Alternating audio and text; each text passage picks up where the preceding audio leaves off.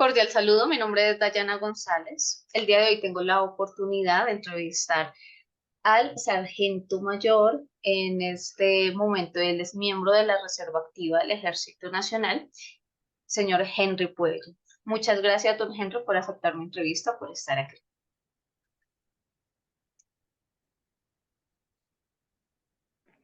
Buenas tardes, Dayana. Encantado. Con el mayor gusto te daré la información que a bien necesites para tu trabajo. Muchas gracias.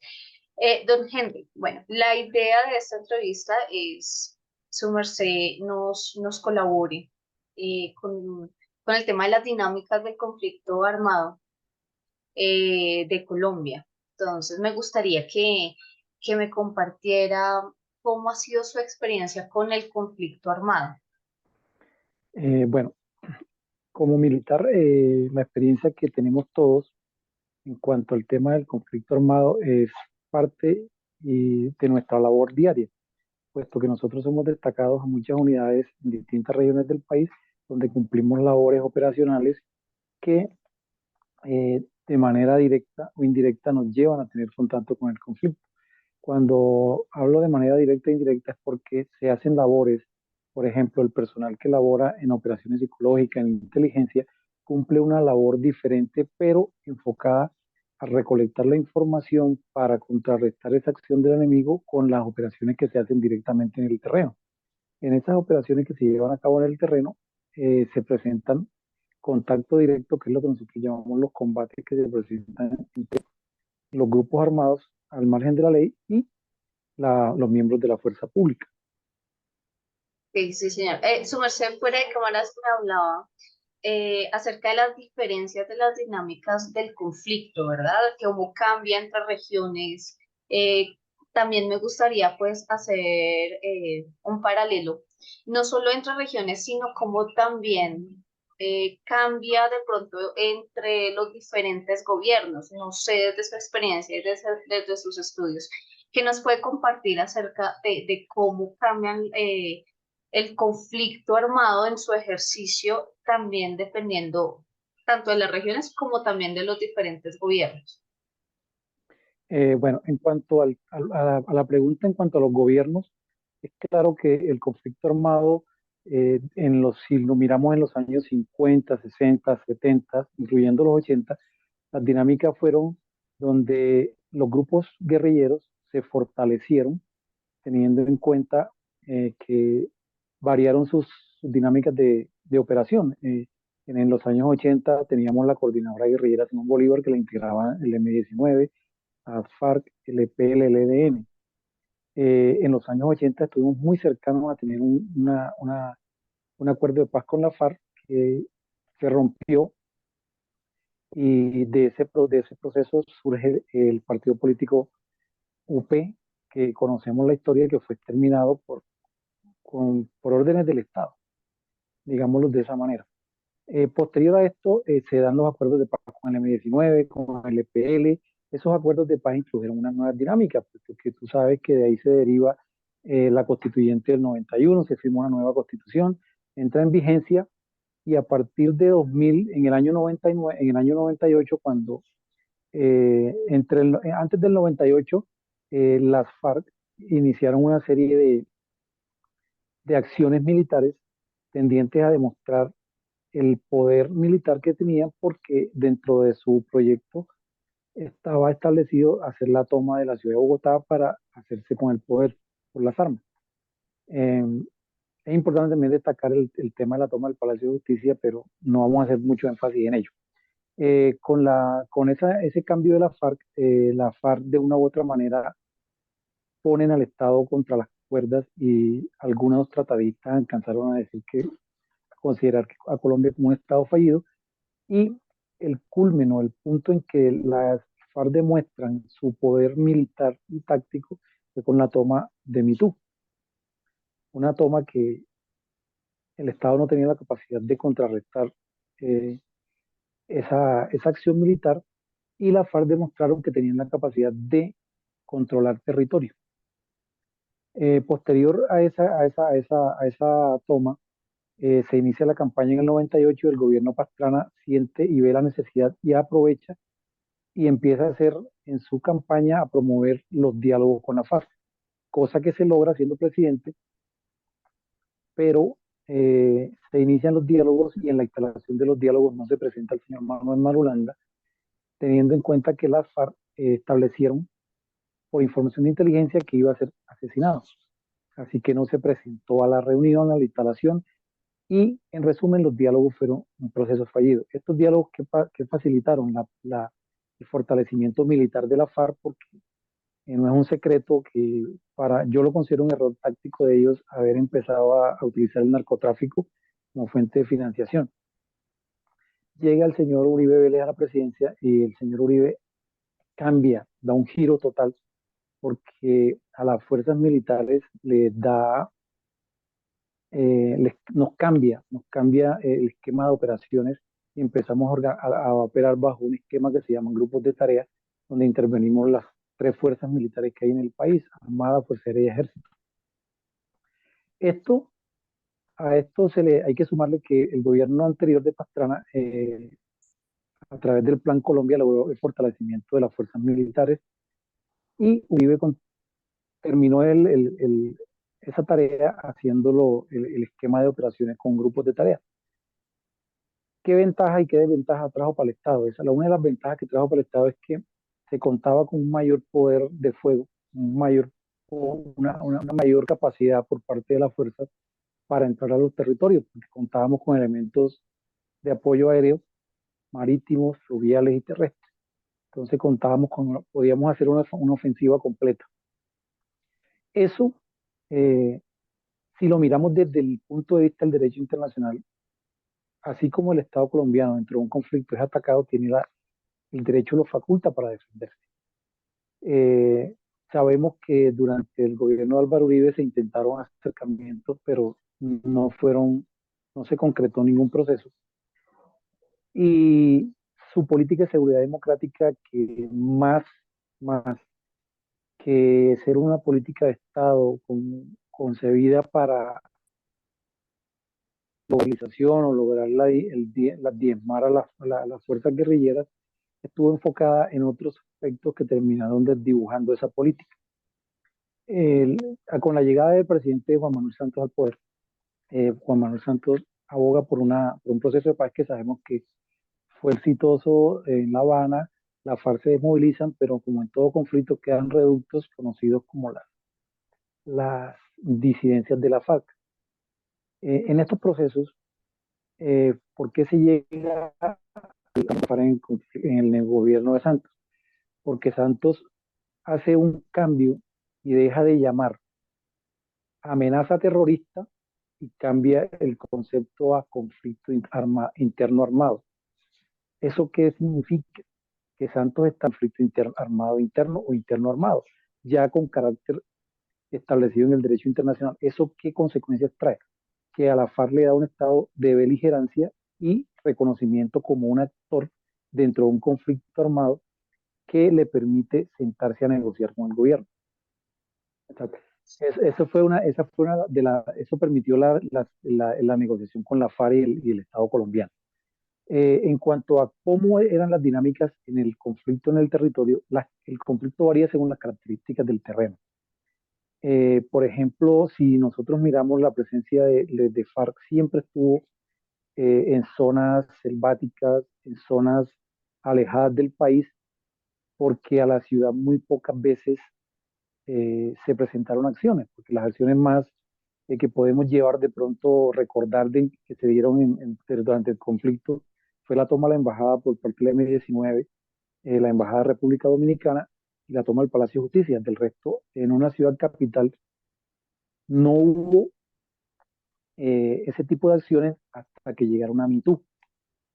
Pero entenderá que las condiciones de la ciudad capital en Mitú comparadas con Bogotá, Medellín, Cali o cualquier otra ciudad del país no son las mismas. Tenemos que es una ciudad alejada del territorio, pero sirvió para demostrar el poder que las FARC tenían de ejercer control sobre un territorio y de llevar a cabo una acción armada.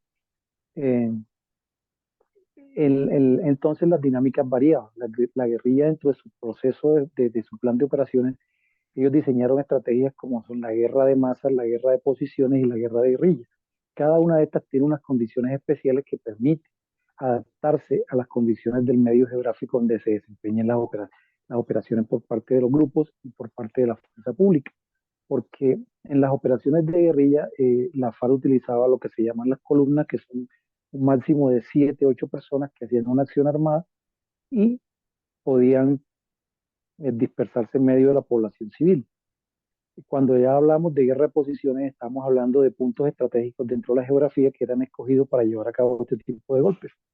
Y cuando hablamos de guerra de masa, estamos hablando de que la FARC movilizaba grandes grupos, hablamos de 30, 60, inclusive 100 combatientes, y en algunas ocasiones más para llevar a cabo acciones como el caso de las Delicias, la toma de las Delicias, el caso de la toma del Cerro Patacoy, el cerro de la toma de Cerro Tokio, la del Villar Caquetá, donde se movieron grandes grupos para llevar a cabo las tomas. Eso se conocen como guerra de masas, por la cantidad de elementos que movían para llevar a cabo la acción.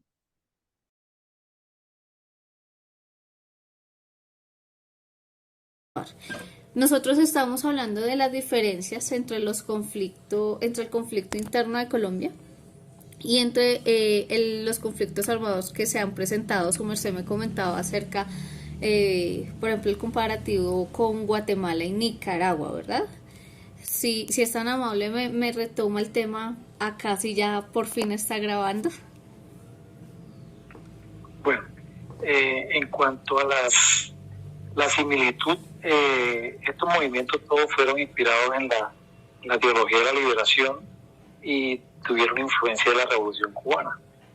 A raíz de eso fue que Estados Unidos generó para el Cono Sur un plan que se llamó el Plan Cóndor, que tenía como meta u objetivo principal desestabilizar los gobiernos, generar golpes de Estado como el que pasó en Argentina, con la Junta Militar en cabeza de Videla, y en Chile con Augusto Pinochet, al igual que en Uruguay, en Paraguay.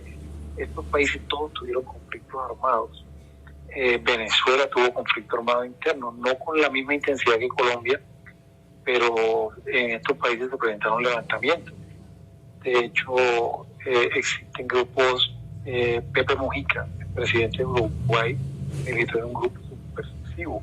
En los países donde se vivió con una intensidad muy parecida a Colombia fue en los países centroamericanos, Nicaragua, Salvador y Guatemala, donde el apoyo de Estados Unidos siempre estuvo presente y con un elemento bastante importante que podríamos resaltar, que fue el tema de narcotráfico.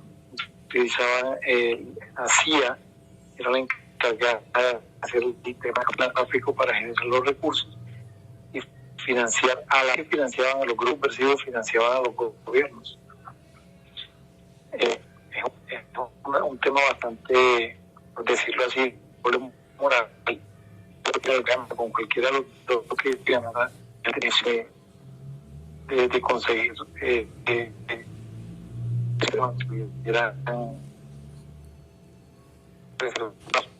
básicamente la lucha por las condiciones geográficas de las zonas selváticas se inventó de una manera guerra de guerrillas.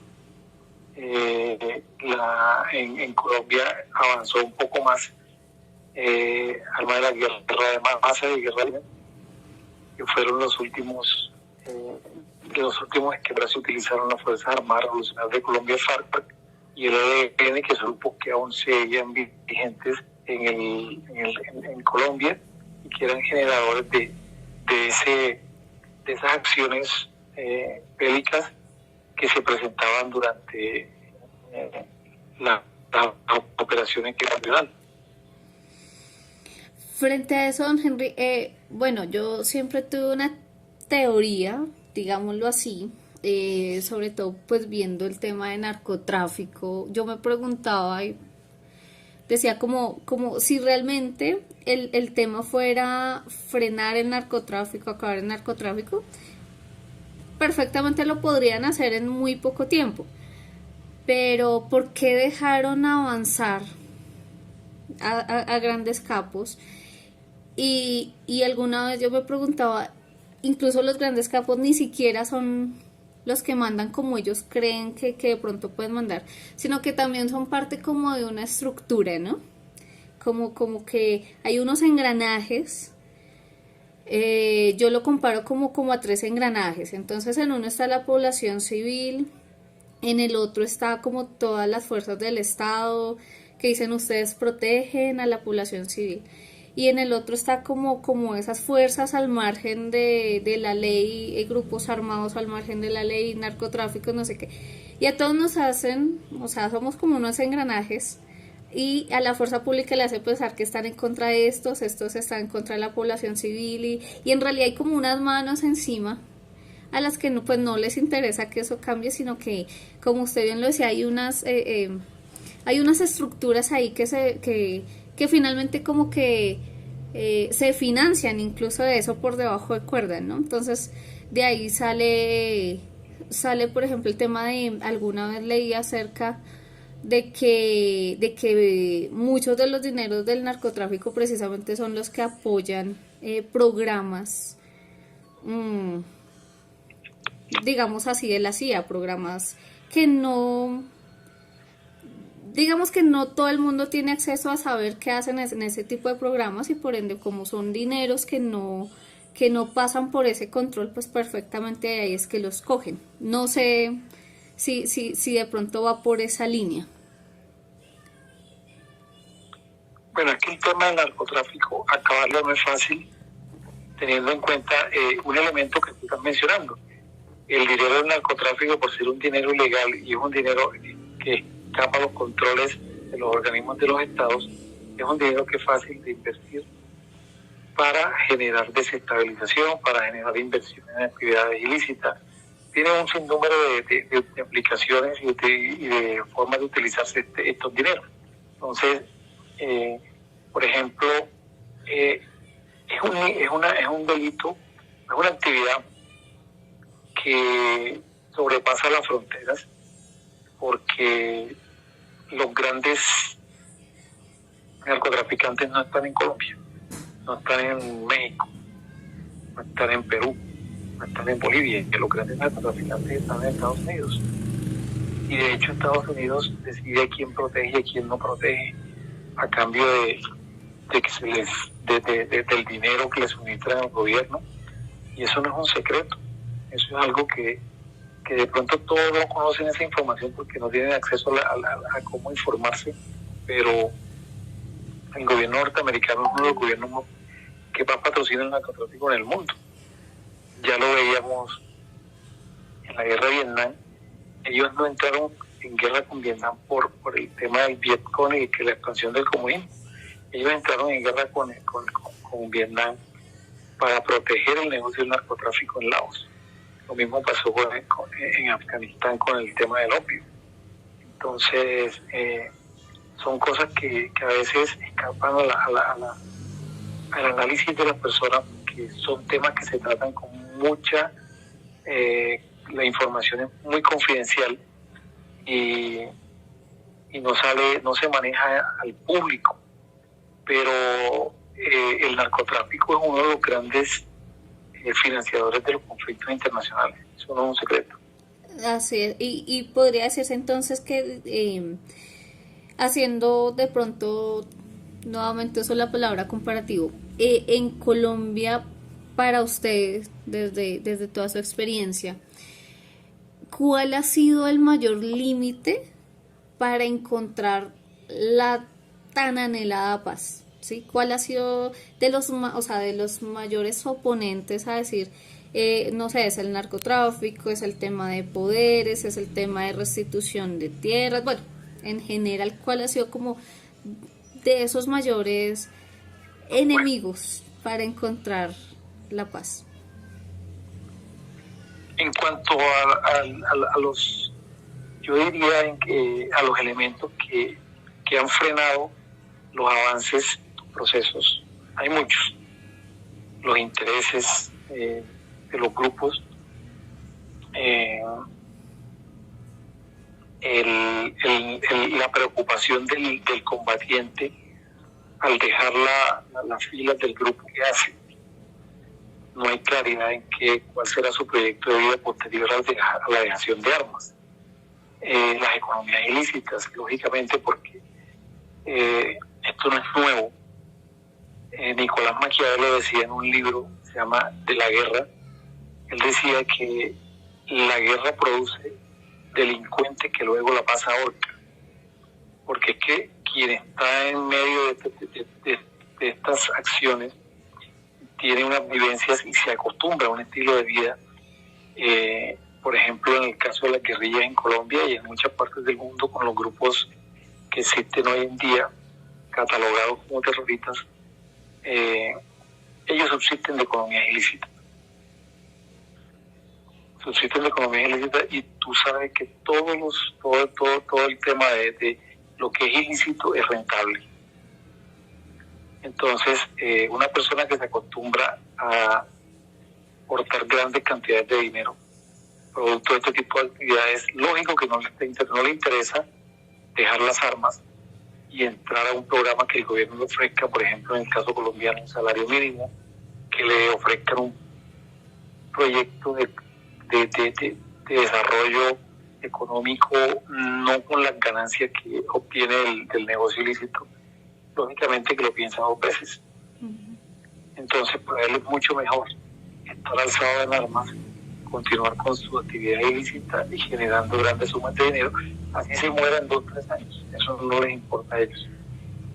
Eso es un punto. Otro punto importante en el tema del no logro de los acuerdos es la voluntad política. La voluntad política juega un papel muy importante porque nuestras fuerzas militares fueron moldeadas por el escenario de la Guerra Fría, donde se veía como enemigo toda aquella idea o ideología que fuera contraria a los intereses del país.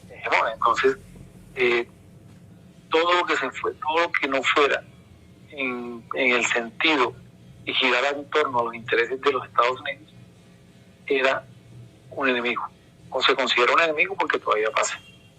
Entonces, ese es un punto que también ha servido porque precisamente los Estados Unidos, que son el primer país fomentador del terrorismo internacional, se creen con la moral de decir quién es, quién no es terrorista. ¿Eso con qué fin lo hacen? Con el fin de legitimizar las luchas que se llevan a cabo en algunas zonas del mundo, en algunos países donde sus habitantes llegan al uso de las armas para lograr objetivos políticos. Porque en últimas, las guerrillas o los grupos alzados en armas lo que buscan es eso, reivindicar ciertos derechos políticos, sociales y económicos a través del uso de las armas, debido a que democráticamente no les permiten el acceso. Y en Colombia no fue la excepción, porque sabemos que el acuerdo bipartidista del 57 del Frente Nacional fue un acuerdo excluyente que dejó por fuera a todas las ideologías políticas que no eran afines al liberalismo y al conservatismo. Entonces, ¿qué les tocó hacer a esta gente? Armarse para, a través de la lucha armada, reivindicar sus derechos políticos, sociales y económicos. Entonces, la voluntad política juega un papel importante, porque eso fue lo que faltó en el gobierno de Álvaro Uribe entre 2002 y 2010. Faltó voluntad política, porque en una negociación no se llega a imponer posturas, en una negociación se llega y se sienta uno a establecer acuerdos. Lógico que hay intereses, cada quien plantea y pone sobre la mesa sus necesidades, sus intereses, qué quiere y para dónde quiere ir. Y la contraparte debe valorar todas esas cosas y ofrecer. Precisamente por eso se llama negociación, por eso es un acuerdo, porque las partes se reúnen y ponen sus intereses por delante para llegar a acuerdos que permitan desescalar y llegar a la dejación de armas en un conflicto armado, que era lo que te contaba ayer, que lo que había sucedido en el siglo XIX eran armisticios, porque en el siglo XIX no se tenían en cuenta los intereses de las partes, sino que se suspendían las hostilidades con el fin de garantizar el buen gobierno de quien resultaba vencedor, que fue lo que vimos en la guerra de los 1000 días, fue lo que vimos en la guerra de los años 30, 40, 50, eso fue lo que se vio. De hecho, en el 86, antes de la guerra de los 1000 días, que ganaron los conservadores terminando imponiendo la regeneración. Entonces, eso es lo que no, se llegó a un acuerdo, sometían a los vencidos e implementaban el modelo del vencedor. En el caso de Colombia y de la época en que estamos hablando, fue la regeneración, cuya constitución demoró, estuvo vigente por más de 100 años. Sí, señor. Algo que de pronto me causa mucha curiosidad, pues hablando de todo este tema, hablando con una persona que fue víctima de conflicto armado, ella me decía que ella como víctima, le preguntaba yo que cómo sentía el tema de la reparación de víctimas, de la restitución de tierras, todo lo que se ha llevado a cabo. Y ella decía que ella ha conocido a personas que fueron integrantes de grupos armados, son reinsertados, y ve muchas oportunidades para los reinsertados, incluso el acceso a viviendas, a mejores condiciones, pero que ella como víctima siempre le han dicho no cumple los requisitos. Me comentaba que por el hecho de haber accedido a un crédito le quitaron unos beneficios. Bueno, digamos que el punto que yo quiero llegar es, desde su punto de vista, cómo ha sido el tema de reparación de víctimas frente a cómo ha sido el tema de la reinserción. Bueno, es que en el tema de la negociación se establece como víctima del conflicto la persona que, podríamos, diciéndolo en otros términos, sufrieron daños colaterales por efectos del conflicto. Ese es un tipo de víctima. Hay otro tipo de víctimas que fueron víctimas por la acción directa del enemigo o por la acción directa de las fuerzas del Estado. Sí. Entonces, por eso la ley establece creo que en la 1448 de 2011, establece unos requisitos, establece un periodo para el reconocimiento como víctima del conflicto armado, y dentro de ese periodo se establece una serie de requisitos que debe cumplir la persona para postularse y ser reconocida como víctima. Lógicamente tú tienes que presentar, por ejemplo, en circunstancias de modo, lugar, tiempo, qué tipo de afectación recibiste, qué agente la causó. Entonces, estas son cosas que en algunos momentos, en algunas ocasiones es difícil probar, porque, por ejemplo, las víctimas de desplazamiento armado, ya sea por parte de la guerrilla o por los paramilitares, se pueden rastrear. Eso se puede rastrear porque primero las personas que sufrieron ese tipo de afectación llegaban a los cascos urbanos, eran censadas, recibían una ayuda inicial, y ya con la ley ya esas personas venían registradas en el Sistema Nacional de Víctimas. Pero como sucede aquí en Colombia hay mucha gente que quiso aprovechar esa condición y a través de información falsa hacerse reconocer como víctima. Yo conozco mucha gente que intentó hacer eso, inclusive hay gente que se intentó hacer por miembro de la FARC, del M-19, del EPL, para acceder a este tipo de beneficios. Entonces, los programas de reinserción, como se diseñaron en el Acuerdo de La Habana, en ese acuerdo, han dado frutos, han dado resultados, porque una cosa es lo que se pactó para los reinsertados, para los que dejan las armas como actores principales del conflicto, y otra cosa es lo que se acordó para las víctimas. Por ejemplo, para las víctimas un punto fuerte es el tema de restitución de tierras. ¿Por qué? Porque en un análisis que se hizo por el Centro de Memoria Histórica y otras entidades del gobierno, la Defensoría del Pueblo, la Procuraduría participaron, se estableció que un porcentaje altísimo de las víctimas del conflicto eran propiamente por desplazamiento de sus tierras de origen a causa de los grupos armados. Entonces, el censo que tiene el gobierno. El gobierno se ha puesto a rastrear y con las denuncias que han colocado de esas personas que han sido víctimas, se ha ido haciendo el proceso de recuperación de esos territorios, de esas tierras, y están siendo devueltas. Entonces, ¿qué sucede? Que esas personas que regresan a sus territorios, el gobierno les hace un acompañamiento técnico, psicológico, psicosocial, reciben un incentivo económico para hacer productivas nuevamente sus tierras. Entonces, esas víctimas reciben ese tipo de atención. Hay otro tipo de víctimas que son los que sufrieron acción directa. Por ejemplo, una persona que pisó una mina y perdió una pierna, una persona que fue impactada por un proyectil o por algún artefacto de uso militar o de uso militar porque la guerrilla lo usaba. Entonces, ese tipo de personas, ese tipo de víctimas tienen otro tipo de reparación, porque, por ejemplo, para ellos, el hecho de, por ejemplo, la persona que pierde una pierna, que pierde un pie, que pierde una mano, por acción de un artefacto explosivo, ya sea dejado por la guerrilla o por el ejército, esas personas tienen una valoración médica, esas personas tienen un proceso de valoración para establecer la pérdida de capacidad física. Ella se le reconoce esa pérdida, hay una indemnización, se les da acceso a programas como educación. Todos no tienen acceso a vivienda porque no está contemplado para todos los tipos de víctimas. Las víctimas que tienen acceso a vivienda son aquellas personas que de pronto se buscó reconocer a las personas que definitivamente no tienen tierras, no tienen nada, no tienen dónde vivir.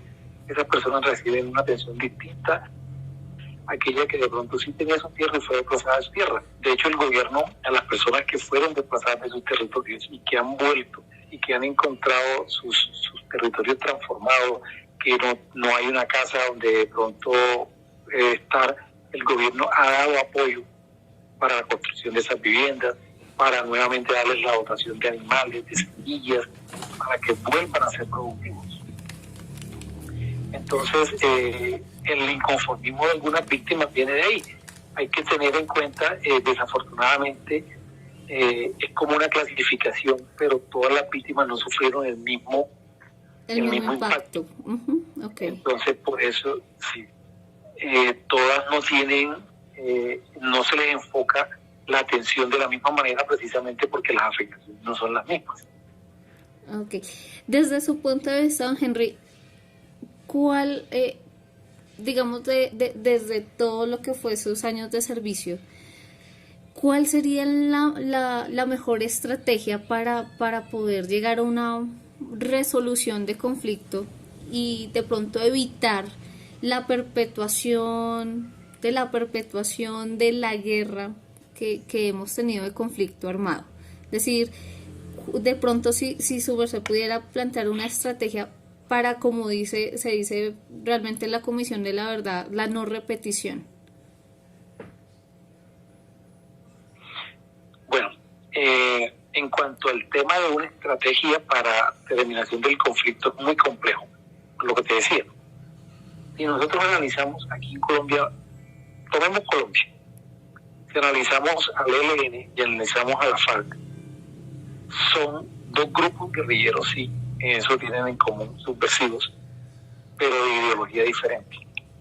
Y al tener ideologías diferentes, sus intereses cambian. Los helenos, como se les llama a los del ELN, ellos son marxistas-leninistas. La FARC era marxista-leninista, ellos son maoístas. Ellos tienen un revuelto de ideologías. Entonces, teniendo en cuenta de que el comunismo o el socialismo, como llaman algunos, fue tergiversado a través de la historia, porque una cosa fue lo que pensó Marx, pero una cosa fue lo que hizo Lenin y Stalin cuando cogieron las teorías de Marx, otra cosa fue lo que hizo Mao cuando tomó esa doctrina y empezó a aplicarla en China. Entonces, lo que llegó a Colombia y a los países suramericanos en la época de la Guerra Fría no fue lo que pensó Marx directamente, sino lo que pensaron otros por Marx. Entonces, un conflicto armado que nace y que surge, primero, de un problema político por la exclusión que tenían las personas que pensaban distinto. Problema de tenencia de tierra, porque los campesinos no tenían tierras. No había una reforma agraria en el país. Tercero, un problema económico. Cuarto, un problema social. Entonces, un conflicto como el colombiano tiene infinidad de variables, una cantidad de variables importantísimas, que diseñar una estrategia implicaría tener en cuenta todas estas estrategias. Por eso, la vía militar no es la solución para el conflicto armado. ¿Por qué? Porque la vía militar es la vía de la confrontación. Y la confrontación armada puede perpetuarse por siglos de los siglos de los siglos.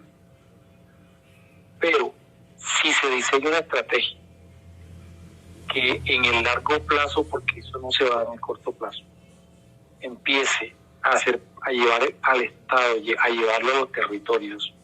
Pero cuando te hablo de llevar al Estado, no es lo que se hace actualmente, de que la presencia del Estado se da a través de las fuerzas militares o de la Policía Nacional.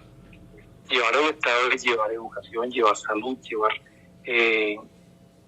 las instituciones, llevar desarrollo a las regiones, llevar oportunidades, que la gente tenga oportunidades de hacer cosas diferentes. Porque cuando uno sale, generalmente la gente que critica este tipo de procesos, que vive en las ciudades, donde si en las ciudades hay a veces las oportunidades son escasas, porque todos los que vivimos en las ciudades no tenemos las mismas oportunidades. Imagínate una persona que vive allá en el Cauca, en los corregimientos de Tumaco, que solamente llegar a Tumaco es un martirio, una tortura, porque no tienen luz, no hay medios de transporte, no existen vías, no hay educación, los hijos de esas personas que viven en esas regiones no tienen la oportunidad de educarse, no tienen salud. ¿Qué pueden hacer? O sea, esas condiciones son caldo de cultivo para que la gente se mete en armas, para que la gente continúe un conflicto armado. Pero si el Estado utiliza los recursos y medios para empezar a hacer presencia, empieza a desplazar esas condiciones que generan el conflicto. Yo pienso que la estrategia fundamental es presencia estatal, coordinación con las entidades del Estado para llevar las oportunidades que necesitan las regiones y empezar así a cambiar la cara y a mostrar a esa oportunidad de sentirse colombiano, porque las personas en los desconocen muchas cosas. Yo tuve una experiencia que en ese momento me cagó mucho, fue un choque fuerte. Yo estaba haciendo una operación en una región fronteriza con Panamá, pero estábamos todavía en territorio colombiano, el Chocó, y esa zona se llama, queda entre el Rato y el río León, y resulta que llegamos y nosotros portábamos la bandera en luz, y había un grupo de niños bañándose en el río. Cuando llegamos, a ellos les causó admiración vernos y empezaron a hablar con nosotros, a preguntarnos cosas, y me dice un niño que podía tener 13, 14 años, me dice: venga, esa bandera que usted tiene en el brazo, ¿de dónde es? Yo digo: esa es la bandera de Colombia. Y me dice: ¿cómo vive la gente en Colombia? Me preguntó el muchacho: ¿cómo vive la gente en Colombia? Entonces yo le dije: que tú eres colombiano. Y él me dice: yo no sabía que yo era colombiano. Entonces, así como eso, hay una cantidad de personas que en Colombia no saben que viven en Colombia porque no conocen la presencia del Estado. No sienten esa presencia, así es, sí señor. Don Henry, no, pues a mí me encantaría continuar, mejor dicho, pero pues por temas de la tarea sí quisiera terminar con lo siguiente. ¿Qué opinión le merece a usted el tema del plebiscito que se llevó a cabo en el año 2016, cuando finalmente se impuso el no, que si estoy bien informada pues fue más en las ciudades, ¿no? Y también pues los medios de comunicación jugaron un papel importante, pero ¿qué opinión le merece ese resultado? Bueno, primero, yo nunca estuve de acuerdo que el presidente sometiera el acuerdo a un plebiscito. No estuve de acuerdo porque es un acuerdo, un acuerdo de voluntad entre un grupo armado y el Estado para terminar un conflicto que afectaba al territorio colombiano. Por esas razones, esas muchas razones, no estuve de acuerdo. Pero bueno, se tomó la decisión de llevarlo a someterlo al plebiscito. Como mecanismo de participación válido, pero lo que siempre pasa en Colombia, el tema de las campañas. Si tú miras, cuando en Chile se iba a hacer, se sometió un plebiscito también para consultarle al pueblo si estaban de acuerdo en que Pinochet siguiera como presidente o se convocara elecciones libres, que fue cuando ganó Patricio Aylwin. En Chile sucedió lo mismo que pasó en el plebiscito. Los medios de comunicación, el partido del gobierno, que respaldaba al gobierno, que eran los partidos de ultraderecha, generaron, como tenían los medios, generaron una serie de propaganda diciéndole a la gente que se convocaba elecciones, entonces el país iba a caer en manos de gente que no debía gobernar, que yo lo veo como antidemocrático, porque eso es lo que pasa en Colombia, pasó con el plebiscito. ¿Qué decían? ¿Qué le decían a la gente?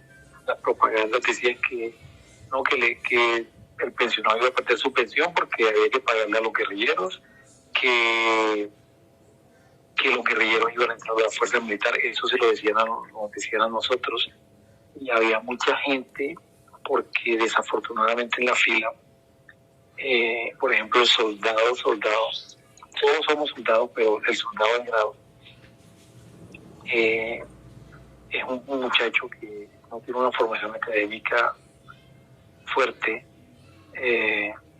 viene de regiones. Entonces él le dice, mira, que el gobierno ahora tú vas a salir del ejército y va a entrar un guerrillero por ti. Así le decían, porque a ellos tienen que ponerlos a hacer algo. Así le decían a la gente. Entonces nos decían, también nos decían, es que el sueldo a nosotros los militares nos los van a bajar, porque toca pagarle a los guerrilleros también. Y una cantidad de información como esa ellos orquestaron una estrategia que se deriva de la guerra psicológica, y eso se llama lawfare. Es el uso de la información para impactar blancos objetivos específicos y generar un miedo en ellos para que su reacción sea la que se espera, sea contraria a lo que le están ofreciendo. Entonces, ¿qué sucede? Si ellos identificaron los blancos, por ejemplo, los militares nos decían que nos iban a sacar de las filas, que nosotros iban a reducirnos el sueldo, que ya nos íbamos a mencionar una cantidad de información. ¿Qué pasa? Eso empezó a hacer eco ahí. Entonces el soldado llegaba donde la mamá, donde la novia, donde la esposa, a decirle, mira, tienes que votar no, porque si él sí gana, yo voy a perder mi trabajo, ¿sabes? Entonces entra el pánico, entra el miedo.